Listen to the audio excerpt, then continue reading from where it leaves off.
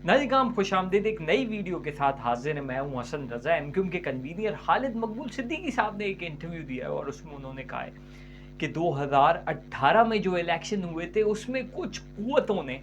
हमें इलेक्शन हरवाया था और हम सिर्फ 7 सीट्स जीत पाए थे। तो एक तरह से उन्होंने इल्ज़ाम लगा दिया है कि जो लोग इमरान खान को लाए थे यानी इस्टेब्लिशमेंट, तो आजकल इस्टेब्लिशमेंट के इतने करीब होने के बावजूद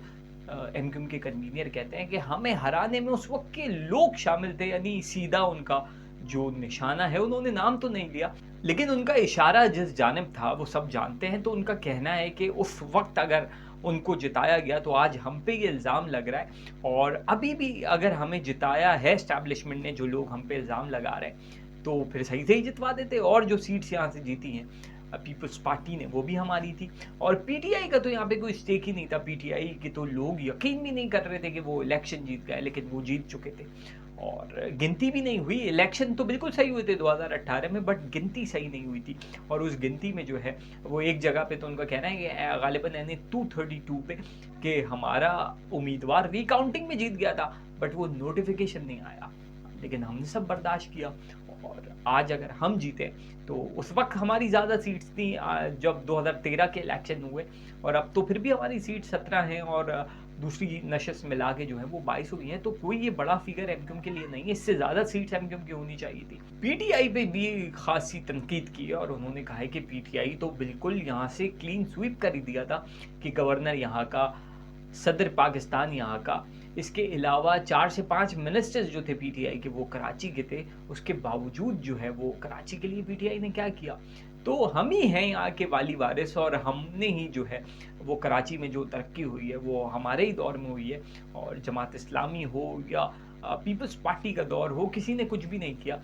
हमने जो चीज़ें मुनक़ता की थी उसके बाद से वो मुनक़ता ही हैं। उसके बाद कराची जो है वो तरक्की के ट्रैक पे नहीं आ पाया। तो ये सारी गुफ्तगू जो है वो कन्वीनियर एमक्यूएम ने कही, और उन्होंने कहा कि अब एमक्यूएम जो है वो मैच्योर हो गई। अब एमक्यूएम जो है वो ऐसी सियासत नहीं करेगी जिसमें वो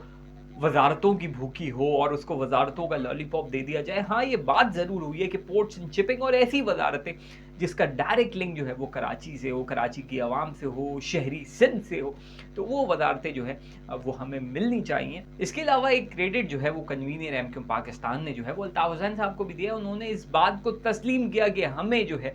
वो असेंबलियों में पहुंचाया अल्ताफ हुसैन साहब ने, और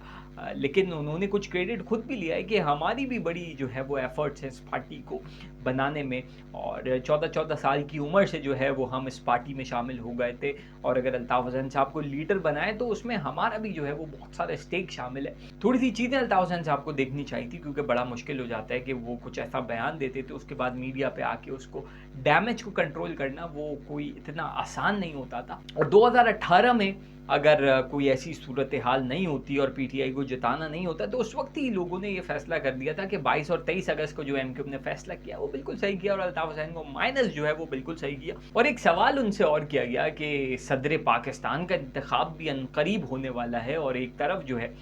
वो आसिफ अली जरदारी साहब जो हैं वो सदारत के उम्मीदवार हैं, और दूसरी तरफ पीटीआई ने जो है वो महमूद खान अचकज़ई को जो है वो नामजद करा है। तो एमक्यूएम का उस पर क्या स्टांस है, तो उनका ये कहना था कि हम क्यों ना अपना उम्मीदवार ले आएँ सदारत के लिए, क्योंकि जमहूरी निज़ाम में इलेक्शन जीतना ही सब कुछ नहीं होता, इलेक्शन में पार्टिसिपेट करना ही ये बड़ा इंपॉर्टेंट होता है। तो एमक्यूएम अपना उम्मीदवार भी ला सकती है, और ये बड़ा एक इंटरेस्टिंग मूव होगा अगर एमक्यूएम अपना उम्मीदवार ला दिए कि नून लीग जो एमक्यूएम की इत्तेहादी है वो पीपल्स पार्टी की हिमायत का ऐलान कर चुकी है, क्योंकि पीपल्स पार्टी ने वज़ीर आज़म के इंतखाब पे नून लीग का साथ दिया, तो नून लीग जो है वो सदार के इंतखाब में पीपल्स पार्टी का साथ देगी, और एमक्यूएम इत्तेहादी होने के नाते नून लीग जो है वो एमक्यूएम को कायल करने की कोशिश करेगी। और एक तरफ महमूद खान साहब जो है उन्होंने आर्मी के लिए, फौज के लिए जो है वो बड़ी तनकीद की है असेंबली में जो है उन्होंने बहुत तनकीद की है, और ये सिर्फ ये कह लें एक्स्ट्रा एज जो है ये महमूद खान को ही हासिल है कि वो ऐसी बातें कर सकते हैं, वरना अगर कोई कराची से होता तो आज उसके साथ क्या होता और कितने केसेस बन चुके होते। तो ये देखना चाहिए कि पॉलिसी वाज़ेह होनी चाहिए कि इस्टेब्लिशमेंट पे तनकीद, कोई भी सियासी जमात जो है वो महज सियासत के लिए इस्टेब्लिशमेंट पे तनकीद ना करे। महमूद खान अचकज़ई की सियासत आगे क्या होगी ये भी इंटरेस्टिंग होगा देखने में, क्योंकि इस पे एक्शन होना चाहिए। और जितना उन्होंने जो है वो आर्मी को बुरा भला बोला, और उसके बाद पीटीआई का मूव کہ انہوں نے صدارت کے لیے ان کو جو ہے نامینیٹ کر دیا ہے. اور پہلے دیکھا جائے پاناما پیپرز میں جب عمران خان صاحب جو ہے وہ مذاق اڑایا کرتے تھے اچک جئی کا، لیکن اب جو ہے وہ اپنے جو حمایتی یافتہ لوگ ہیں یا جو لوگ اس حال میں ابھی جو عمران خان کی حمایت کر رہے ہیں اس کو عمران خان جو ہے وہ بڑا انکریج کر رہے ہیں اور ان کو جو ہے وہ سپورٹ بھی کر رہے ہیں. تو بات چلی تھی ایم کیو ایم کے کنوینر کے حوالے سے، تو ایم کیو ایم نے جو ہے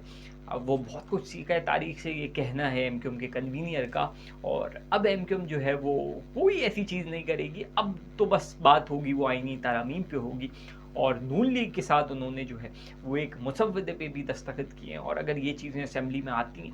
یہ قانون پاس ہوتا ہے تو ویل اینڈ گڈ، اور اگر نہیں ہوتا تو یہ ساری پولیٹیکل پارٹیز جو ہیں وہ ایکسپوز ہو جائیں گی، یہ کہنا ہے خالد مقبول صدیقی صاحب کا. تو ویڈیو کے آخر میں جو ہے وہ اپنی رائے سے جو ہے وہ ضرور آگاہ کیجیے گا، ویڈیو کو لائک کیے گا، چینل ابھی تک اگر آپ نے سبسکرائب نہیں کیا ہے تو سبسکرائب کرنا نہ بھولیے گا. ملتے ہیں اگلی ویڈیو میں، اللہ حافظ.